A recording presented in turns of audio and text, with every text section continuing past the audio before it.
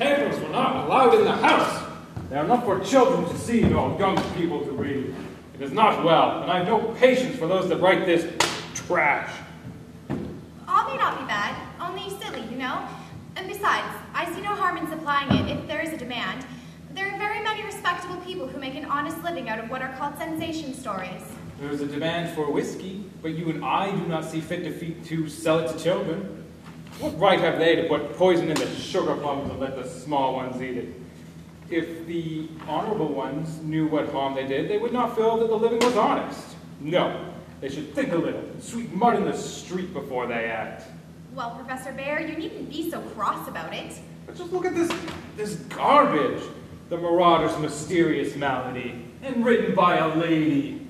I know of no lady who would waste her time writing such nonsense. And who are you to judge what a lady may spend her time doing? I think it sounds like a perfectly splendid story. Oh, you do you? And you would know because you've read it, I suppose. I would know because I wrote it. Oh. Yes, really. Well, then I think that you should not be putting your talent to the base use of writing such things. And what do you think I should write about, Professor? Your family that you speak to me of so very often.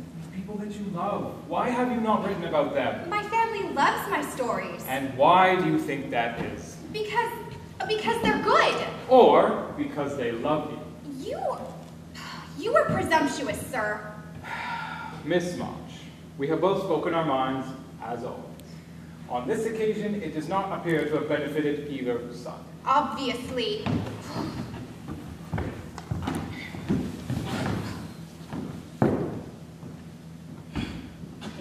Professor get into another fight this. He can just be the most infuriating. Ugh. What was it this time? My writing. You don't think my stories are poison, do you?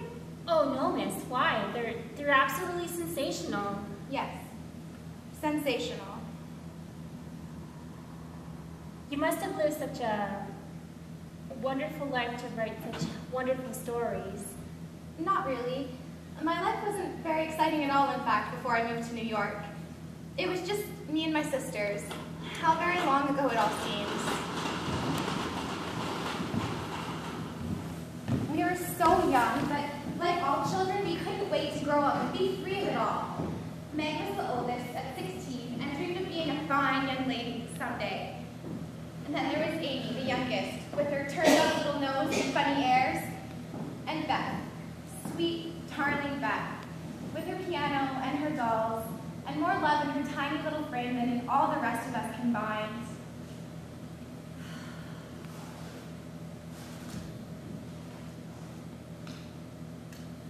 Christmas won't be Christmas without any presents. So dreadful to be poor. It's not fair for some girls to have plenty of pretty things, and others nothing at all. We have father and mother, and each other. But we haven't got father, and will not have him for a long time. I think it was so splendid for father to go to chapel when he was too old to be drafted and not strong enough for a soldier. Don't I wish I could go as a drummer, so I could be near him and help? Well, you can't, Joe, for you're not a boy. She might as well be the way she acts. Well, at least I don't have to stick a clothes peg in my nose to try and straighten it out. Josephine March. I'm sorry, Amy. Even if it was true. That wasn't very nice, Joe. I know, Beth, dear. But we can't all be as kind and good as you are. I know I certainly can't. Nor can I. I know we ought to be good when our men are suffering so in the army. I'm afraid I don't. I mean, it's Christmas, and it's hard not to do anything at all. Well, we've each got our Christmas dollar, and the army wouldn't be much help by our giving up that. I agree not to expect anything from Mother or from you girls, but I do want to buy Undine and Cintran for myself. I've wanted it for so long. I would love some new sheet music for my piano. A new pair of gloves. Mine are so worn, and Marmie's always said ladies know by gloves. I shall get a nice box of Faber's drawing pencils. I really need them. Let's each get something for ourselves and have a little bit of fun. Marmie wouldn't wish us to give up everything, and I'm sure that we work hard enough to deserve it. I know I do. Taking care of those children all day is exhausting. Well, I would much rather be a governess than have to be companion to Aunt March. That stuffy old lady has me running all over creation for her. If it weren't for the hope that she might actually follow through of her promise of a trip to Europe, I don't know how I would cope. I don't not believe any of you suffer as I do. For you don't have to go to school with impertinent girls who plague you when you don't know your lessons, and laugh at your dresses, and label your father if he isn't rich, and make fun of you when your nose isn't nice. If you mean libel, I'd say so. And not talk about labels, as if Papa was a pickle bottle. I know what I mean, so you need to be satirical about it. It's proper for girls to use good words to improve their vocabulary. Don't, Joe, it's so boyish. That's why I do it. Well, I detest rude, unladylike girls. And I hate affected, nibbity-pibbity chicks. Really, girls, you both ought to be blamed. Joe, you need to learn to leave off the boyish tricks and maybe behave better. Didn't matter so much when you were young, but now you're tall and you turn over your hair, so you need to learn to act like a young lady. I'm not, though, and if turning up my hair makes me one, well, look, I'll wear it in 2 tails till I'm 20. As for you, Amy, you're altogether too particular and prim. Your airs are funny now, and if you don't take care, you'll grow up an affected little goose. Your absurd words are as bad as Joe's slang. Hey! But if Joe is a tomboy and Amy's a goose, then what am I, please? You're a dear and nothing else.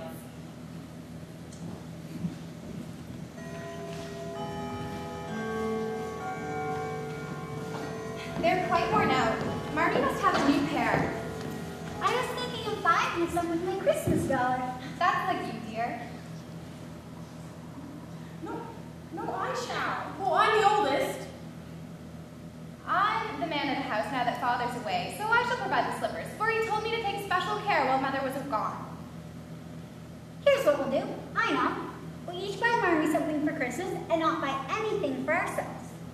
That's just like you, Beth, dear. What should we get for her? A new pair of gloves. Army boots, best to be had. Handkerchiefs, all pens. I shall get her a little bottle of cologne. She likes it, and it won't cost much, so I have some left to buy my pencils. Let's each get something for her, Marmie, and not let her think that. Let's let her think that we're getting things for ourselves and surprise her. We have to go shopping this evening, Meg. Oh, Hannah, where's Mother? Goodness only knows. Some poor critter came a knocking and she went a running. Never was such a woman for people, giving away food and clothing and such. Well, she should be home soon, so let's try to have everything ready for her. There's so much to do about the play for Christmas night. We ought to rehearse this evening. I don't mean to act anymore after this time. I'm getting too old for such things. You can't quit. You're the best actress we've got, and it'll be an end to everything if you stop. Amy, we ought to rehearse the fainting scene tonight, for you're stiff as a poker in that. I can't help it. I never saw anyone faint. Do it this way.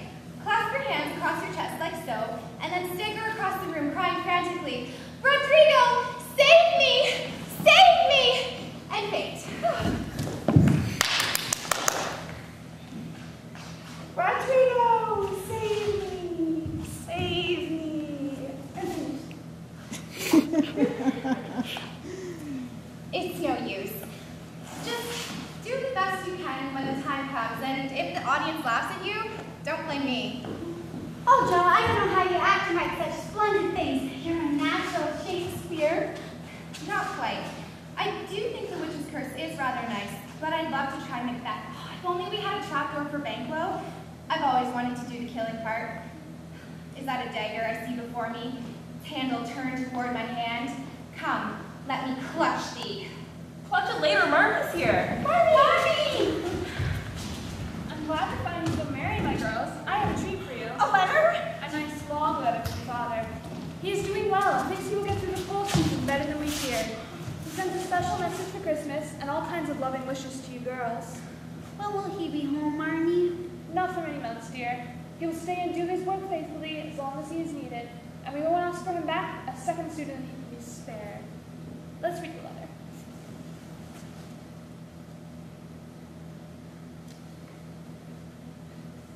Give them all my dear love and a kiss. It seems a very long time to wait before I see them, but I know they will remember all I said to them, that they will be loving children to you, fight their enemies bravely, and conquer themselves so beautifully that when I come back to them, I may be prouder than ever of my little women. I'm a selfish girl, but I'll truly try to be better so he may be disappointed in me. I hate to work and think too much of my looks, but I'll try not to if I can help it. I'll try to be what he loves to call me, a little woman, and do my duty here instead of wanting to be somewhere else. Now enough of this talk. Come and let's eat. My girls, I want to say one word to you before we sit down to our meal. Not far from here, there lies a poor woman with a newborn baby. 6 children lay cuddled in one bed to keep from freezing, for they have no fire. There's nothing to eat over there, and they are suffering from so much hunger and cold. My girls, will you give me your meal as a Christmas gift? I'm so glad you came before we began. Can I help bring the food to the poor little children? I just eat the cream and the muffins. Just make sure you don't eat it all before we get there.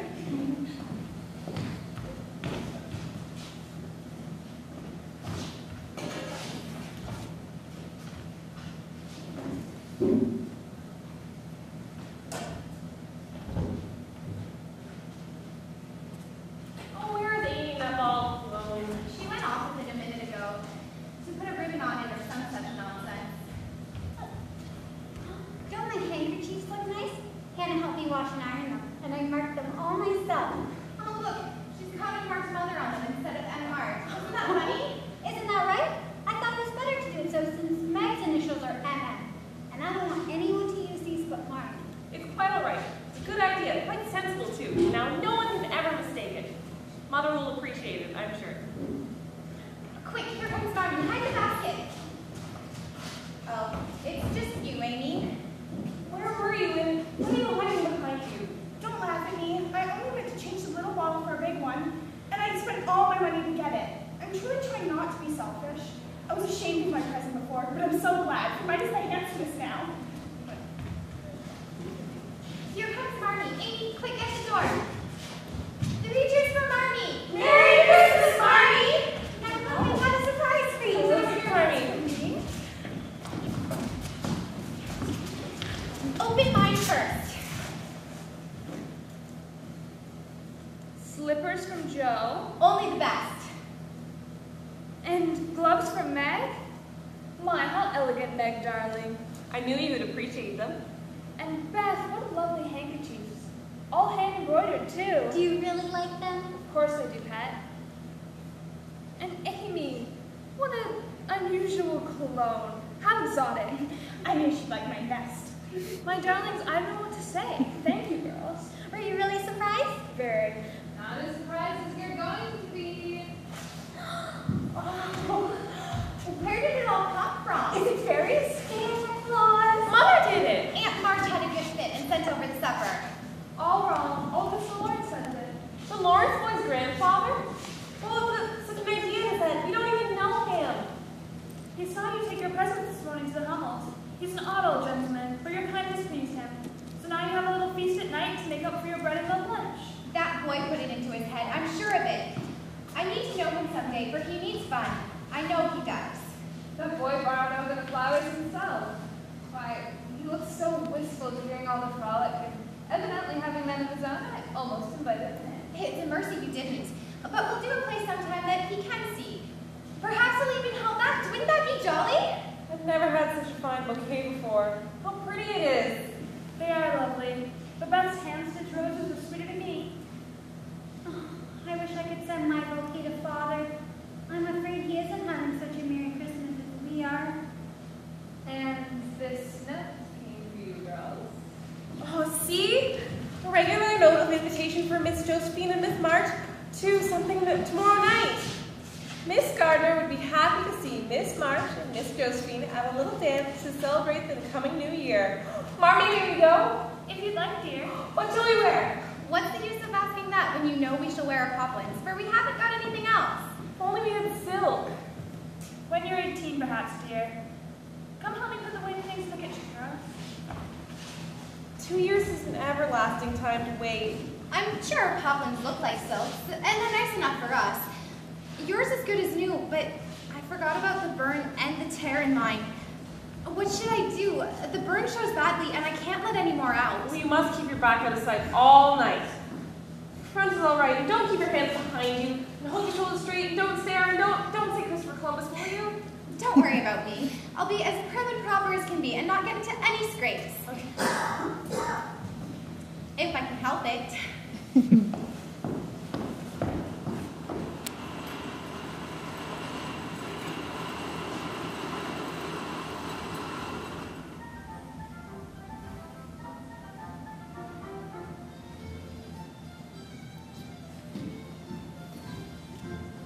Mr. Lawrence, you should come in and join the party. Your grandfather... I know perfectly well what grandfather thinks. He believes that swanning about in high society will do me more good than sitting about in that gloomy old house all day. But what he seems to forget is that the only thought running through those girls' minds is landing a rich husband, and I don't plan on being caught for quite some time. Surely not all young ladies are so coarse. Love must enter into the equation in at least some cases. Why, Brooke, you're a regular romantic, aren't you? Not at all, sir. You are just simply more cynical than any young man your age should be. You're more serious than a young man your age should be. I'm afraid it is a part of my job, sir. Well, if not having any fun is required of being a tutor, I don't know how anyone ever endures it. Remember, it's not Sir or Mr. Lawrence. I'm only Laurie. Yes, sir. See, you do know how to have a sense of humor. Now go enjoy the party. You might find some sentimental young damsel who, or even worse, you might have fun. If you insist, sir. I do insist. Now go along. I'll be along when I'm good and ready.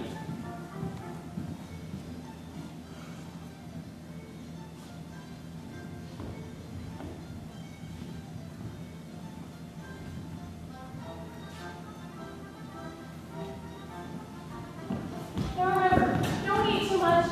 And do you remember the handkerchiefs? Of course, perfectly nice. I even put cologne on yours. Honestly, I do believe you would ask that if we were all running away from an earthquake. Well, it's quite right, because a woman is always known by her neat boots, gloves, and handkerchiefs. And remember, keep the back of your dress out of sight. I know I shall forget. If you see me do anything wrong, remind me by a wink, will you? No, I shall not. Winking is not ladylike. If I see you doing anything wrong, I shall simply raise an eyebrow. But if you're doing all right, I shall simply nod. Now, stand straight, clasp your hands, and if you're introduced to anyone, don't shake hands. It's not the thing. How do you ever learn all the proper ways? I never can. Doesn't that music sound gay? Yeah.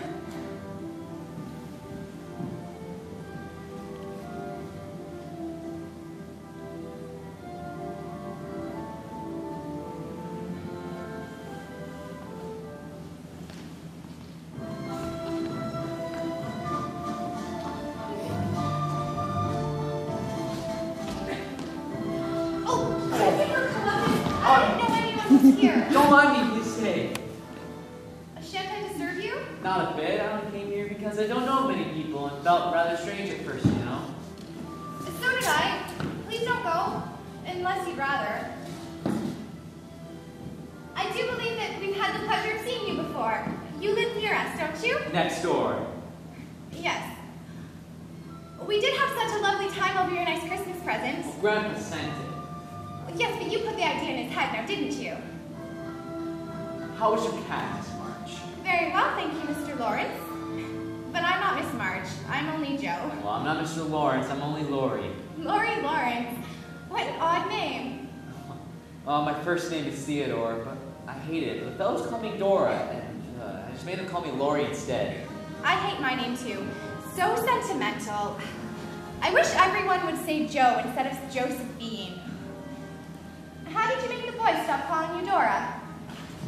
I thrashed them. Well, I can't thrash Aunt March, so I suppose I shall just have to bear it. Well, don't you like the dance, Miss Joe? I like it well enough, if there's plenty of room and everyone is lively. But in a place like this, I'm sure to tread on someone's toes or upset something or do something dreadful. So I stay out of mischief and let Meg sail about. The pretty one is Meg. Curly-haired one is Amy, and Beth is the rosy one who sometimes comes out of a little Christmas basket, but most of the time stays in the house. How did you find all that out? Well, I sometimes hear you calling to one another, and pardon me for being so rude, but you sometimes forget to draw the curtain where the lamps are, and I can't help but stare when you are all sitting by the fire, your mother's right opposite, and look just like a picture, and I can't help but stare. I don't have a mother, you know. Well, we'll never draw that curtain again, and I give you leave to look as often as you like.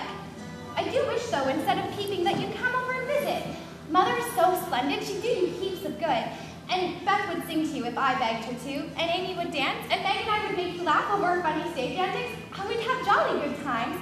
Wouldn't your grandfather let you? I think he would if your mother asked him. He's a kind fellow, although he doesn't look it. But he lets me do what I like pretty much, although he's afraid I'll be a bother to strangers. We aren't strangers, we're neighbors. So you needn't think that you'd be a bother. Well, Grandpa lives among his books, and Mr. doesn't really care much what happens outside, and Mr. Brooks, my tutor, he doesn't live with us, so I have no one to go about with me. So I just sail on home and get on as I can. I suppose that you'll be going away to college soon? I see you pegging away at your books. I mean, studying hard.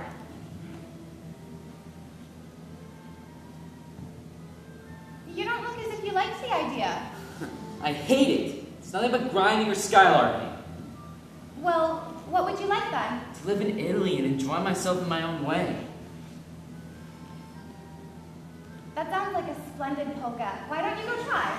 Well, if you'll come too. I can't. For a promise to Meg, I wouldn't. Because... Because what? You won't tell? Never.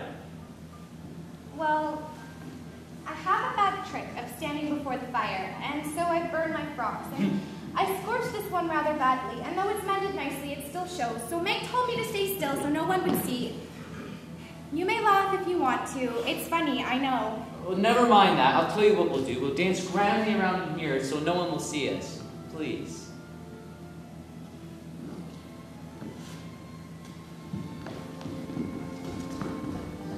Oh, whoa, hey.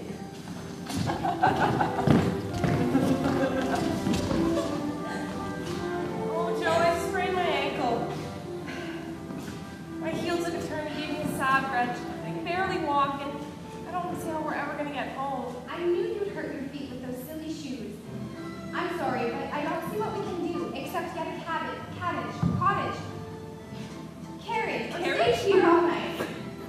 I dare say we can get a carriage at all without it costing ever so much. We have no one to send to the stables, and they're so far away. I'll go. May I help? Oh no, I just sprained my ankle a little bit. It's nothing. Well, allow me to get my carriage and escort you ladies home. Oh, it's so early. You can't aim to leave already. I always leave early, truly I do. And it's on my way, you know. Thank you, Mr. Brooke. John, please, it was my pleasure. I hope I shall have the pleasure of your company again. Thank you, John. Come on, Meg. No! Oh, don't pull me! Miss March, you forgot your glove.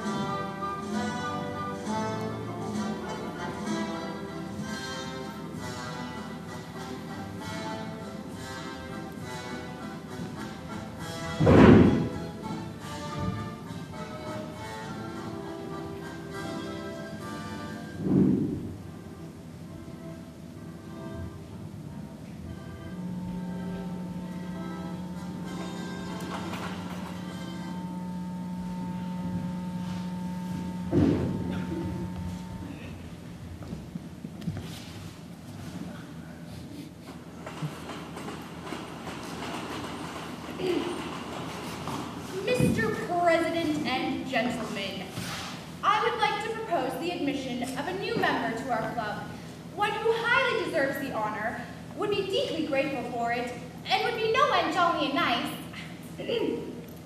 I propose the admission of Mr. Theodore Lawrence to the Noble Pickwick Club.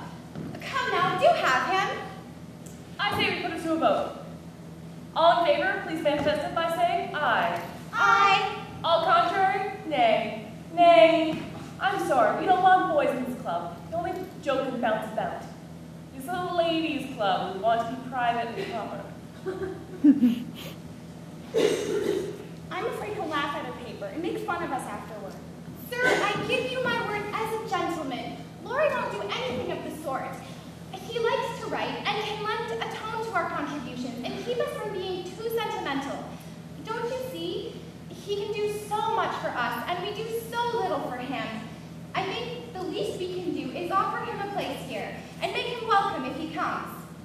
I say we ought to do it, even if we are afraid. I say he may come, and his grandpa too, if he likes. Good. Now, everyone, let's vote again, and remember, it's our Laurie, and say aye. Aye.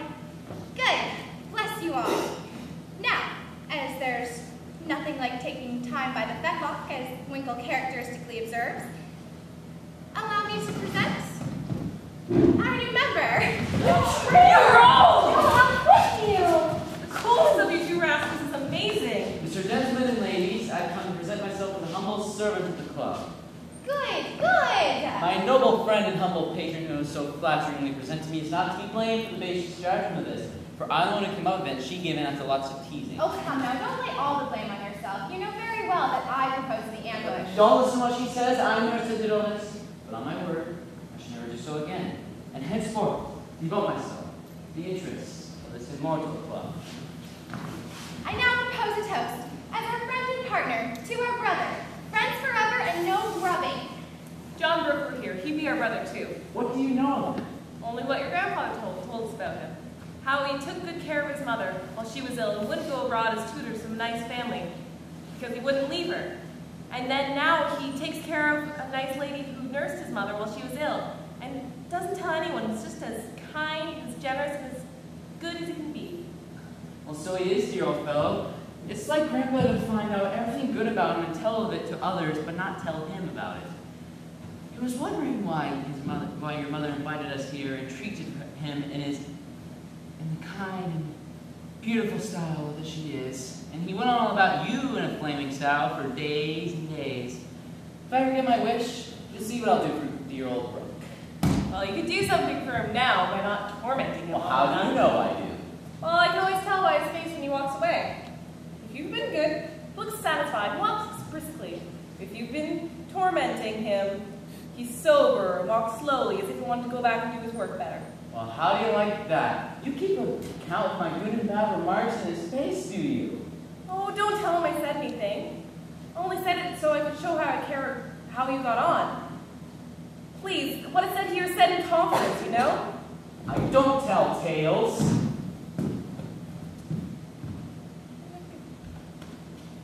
Please don't be offended. You've been so kind to us. We feel as though you say just what we think sometimes. She meant it kindly. I'm the one who should be forgiven. For I want you all to be sisterly and tell me of my faults, even though I may seem grumpy sometimes. I think you all the same. May I please come back? Yes, you may. But only if you're good. I'll try. Then you may come over as often as you like. I insist upon it, Teddy. Teddy? It's your new nickname. I just thought of it now. So much better than Theodore, and Laurie makes you sound terribly feminine. Almost as bad as Josephine. Fine, but only you may call me that. If anyone else tries, I'll thrash him. No, I suppose that sounds reasonable enough. Come along, and I'll teach you how to knit as a Scotchman do. There's a demand for socks just now. Knitting?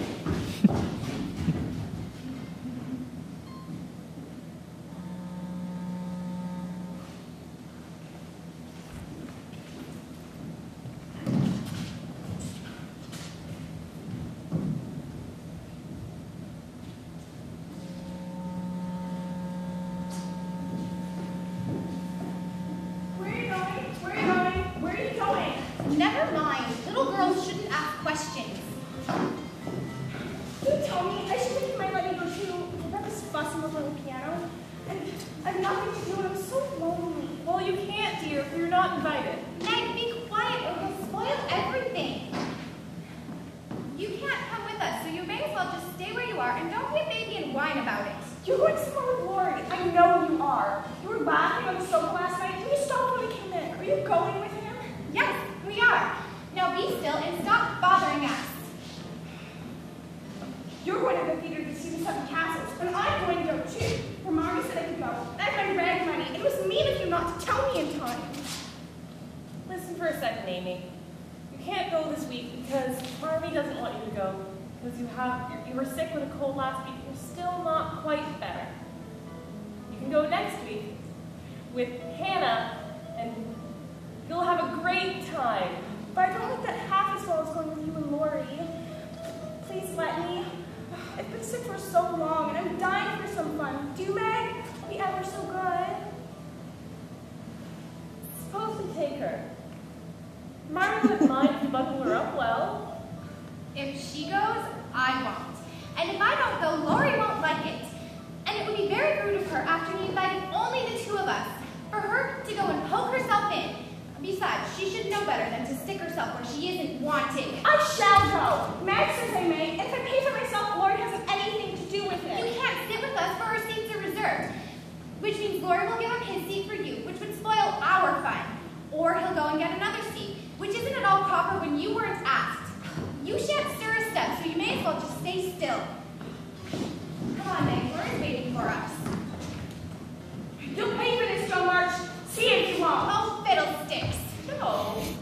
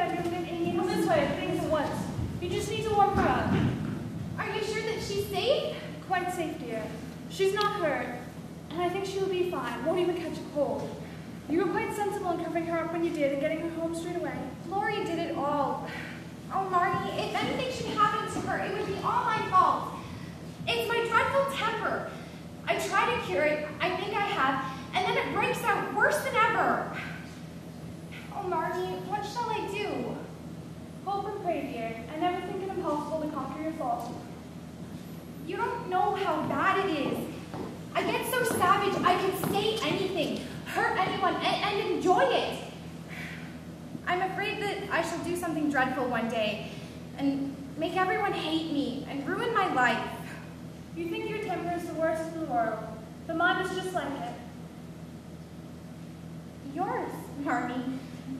But you're never angry. I've been trying to cure it for near 20 years, and I've only just succeeded in controlling it. I am angry nearly every day of my life, Joe. I have just learned not to show it. Marmie, are you angry when you fold your lips tight together sometimes? Or when you go out of the room? Like when Aunt March worries you, or people scold? Yes. I've learned to check the hasty words that rise to my lips. And if I feel they're going to break out against my will, I just walk away for a minute and give myself a shake until it's gone. Oh, Marmie, if I'm ever half as good as you, I shall be satisfied. I wouldn't forgive her today, and if it hadn't been for Laurie, it might have been too late.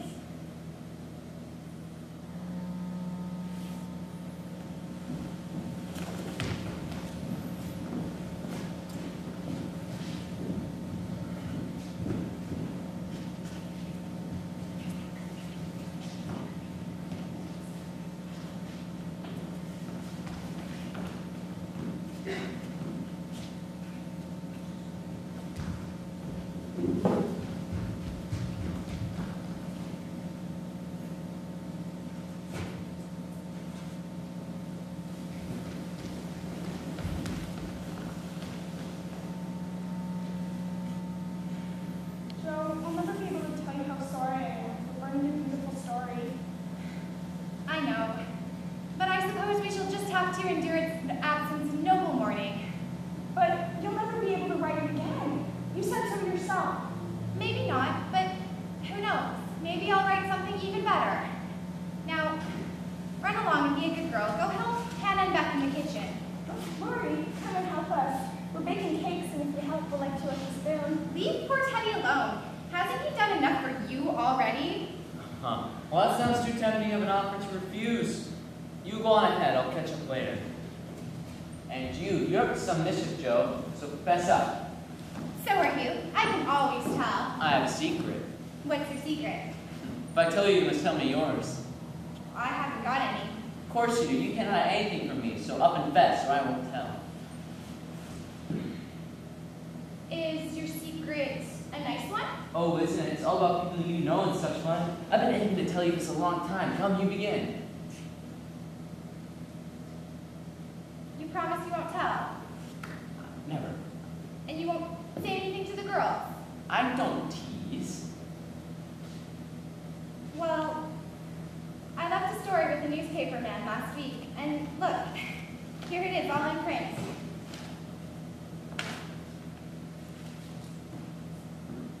Hurrah for Miss Marsh, a celebrated American authoress. Hush, it's nothing much. But I couldn't rest until I had tried, and I didn't tell anyone else because I didn't want them to be disappointed. Joe, you couldn't fail. Your work is Shakespeare compared to the half rubbish that's published in the paper nowadays. Won't it be more fun to see more of your stuff in the print? And won't we feel proud of our authoress? Where's your secret, Teddy? Play fair or I'll never trust you again. Well, I may get into a scrape for telling this, but I didn't promise not to tell, so I will. For I never feel easy in my mind till I tell you any plummy bit of news I get. I know where Meg's glove is. Is that all? Oh, it'll be enough for the present once you find out where it is. Tell them. Brooke has it. How do you know? Saw it. Where? Pocket. All this time? Yes, isn't that romantic? No, it's horrid. Don't you like it? No, it's ridiculous. It won't be allowed. Christopher Columbus. What would Meg say? You don't have to tell anybody, mind you. I didn't promise. Well, I know that, but I trusted you. Well, I won't. For the present, anyway. But I'm disgusted, and I wish you hadn't said anything. Oh, you'll feel better about it when someone comes to take you away. I'd like to see anyone try. Well, so should I. I don't think secrets agree with me. I feel all rumbled up in my head since you told me that. Oh, when will you stop romping in such ways? Never, till I'm old and stiff and have to use a crutch. Don't make me grow up before my time, Meg. It's hard enough to have you change all of a sudden. Let me be a little girl for as long as I can. Well, where have you been all so fine? I've been at the gardener's. Sal's been telling me all about Belmont's wedding. How they're going to spend the winter in Paris. How delightful that seems. Do you envy her, Meg? I suppose I do. Good. I'm glad of it. Why? Because if you care much about riches, you'll never go and marry some poor man. I shall never go and marry anybody. What is that? Nothing but a story. One amount too much, I suppose. What's the name? The Rival Painters. Sounds well. Read it. The Rebel. Your sister. You? It's very good. Oh, Joe, I knew it. I'm so proud. See, I brought in 2 stories to a newspaper man, and he said that he likes them both, but didn't pay beginners, only let them print in his paper for free. But today this was sent to me, and Laurie caught me with it and made me show it to him. But I'm so excited. He wants me to write more, and he's going to pay me for the next one. I'm so happy, for in time, I may be able to support myself and help you girls. Oh, good job. Great. What is it, Hannah? It's one of them for a telegraph things, man. It was delivered to our house by mistake, and I thought it best to bring it over right away.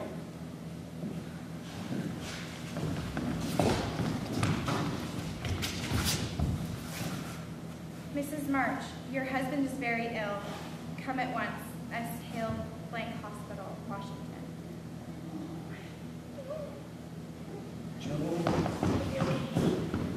I shall go at once, but it may be too late. Oh, children, help me to bear it. That's not crime yet. Let's get your things together. She's right. There's no time for tears. Quiet down, girls, and let me think. Where's Laurie? I'm here, man. I'll do anything. Send a telegram. Say I'll come at once. The next train leaves in an hour, and I intend to be on it. Anything else? I got horses. I can go anywhere. Leave it noted in marches. Hospital stores are not always so good. Beth, here, go to Mr. Lawrence and ask him for a couple of bottles of old wine. I'm not too proud to beg for father. He shall have the best of everything. Hannah, can you get my white shawl? And you should help me find my things, for I'm half bewildered. I'm very sorry to hear this, Miss March. I offer myself as escort to your mother. Mr. Lawrence has commissions for me in Washington, and it would give me real satisfaction to be of service to her there. How kind you are. Mother will accept, I'm sure. For it will be great comfort to her to have someone there with her. Thank you very, very much.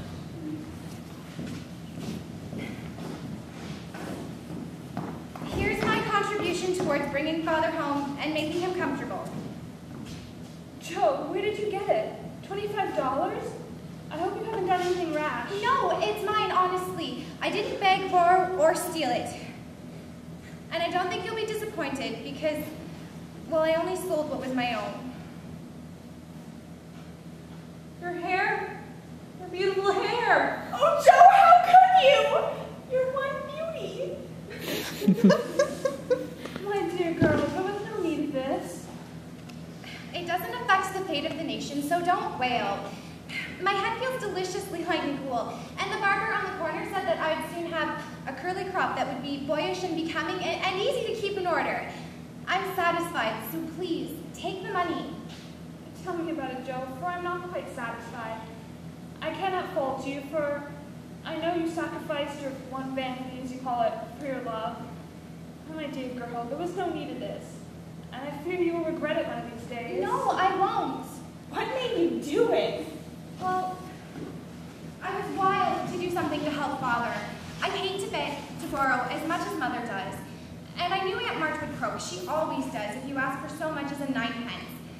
I had seen a barber's shop with tails of hair for sale, and one thick brown tail, not quite so thick as mine, was marked for $40. So it came to me all of a sudden that I did have something to make money off of. And without stopping to think, I walked in, asked if they bought hair, what they would give me for mine, and that was that. Nothing to it, really. But didn't you feel dreadful when the first cut came? I never cry over silly little trifles like that. Besides, a crop is so deliciously cool and light that I doubt I shall ever have a maid again. Well, thank you, my dear.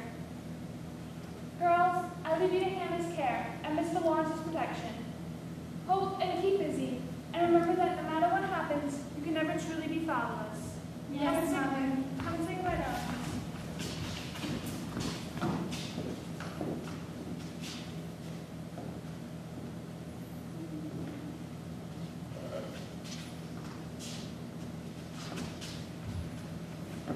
God bless and keep us all.